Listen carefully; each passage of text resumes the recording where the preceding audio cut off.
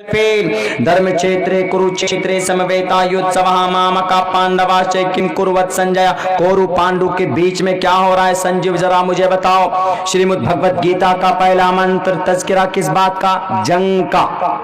दूसरे मंत्र में क्या कहा? एवं उक्त्वा अर्जुना संख्यो रथोपस्थोपवाविशत् विसृज्य शरं चापम शोक संविघ्नमान सहा। ए अर्जुन, क्या तुम कामयाब होना चाहते हो, मुक्ति प्राप्त करना चाहते हो तो तुमको लड़ना होगा। और सुनो अर्जुन, तुम बुज़दिल मत बनो। हृदय दौर्बल्यम शुद्रो हृदय दौर्बल्यम। अपने बाजू को मजबूत करो और मुकाबला करो इन कौरवों से। एक लंबी तारीख है कि कौरव पांडु की लड़ाई क्यों हुई, लेकिन श्रीमद् भगवत गीता की पहला मंत्र, दूसरा मंत्र, तीसरा मंत्र, चौथा मंत्र, पांचवा मंत्र कौन सी बात बयान कर रहा है? जंग का, क़िताल का। अब उस त्यागी जी से कहिए कि तुम इस किताब के खिलाफ कब सुप्रीम कोर्ट जाओगे, क्योंकि इसके तो पहले मंत्र में जंग की बात है। कुरान में तो 10वें पारे में 9वें पारे में है, इसमें तो पहले मंत्र में है।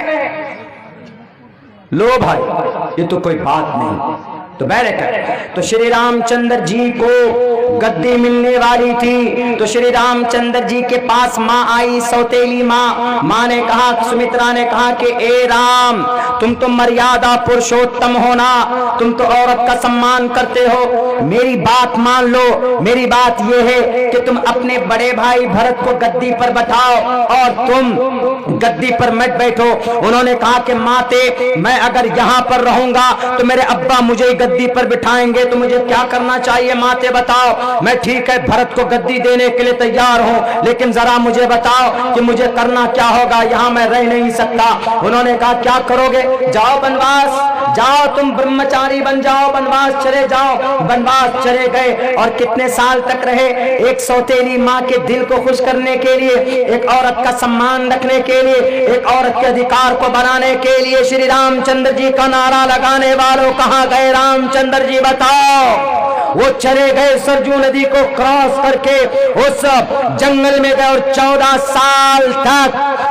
साल तक वनवास में रहे। किस लिए रहे? एक औरत की से वादा करके पूरा करने पर। ये क्या है? ये दलील है। क्या तुम रामचंद्र जी का नाम लेकर बेटी को जलील करना चाहते हो, बेटी को इज्जत देना नहीं चाहते हो? अगर बेटी को इज्जत देते तो जय श्री राम का नारा लगाकर हमारी बेटियों को अपमानित नहीं करते। करो अगर तुमको अपमानित करना है, मैं नहीं कहता हूं, जुबान मेरी है, लेकिन वो श्लोक मंत्र आपके है। यत्र नार्यस्तु पूजन्ते रमन्ते तत्र देवताः।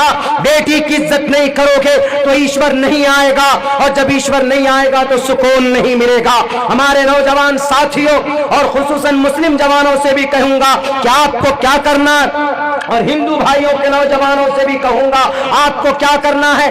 समम कायश्रो ग्रीवा धारयन्नचरम स्थिरः एन संप्रेक्ष नासी कामगरा। अल्लाह की इबादत करो।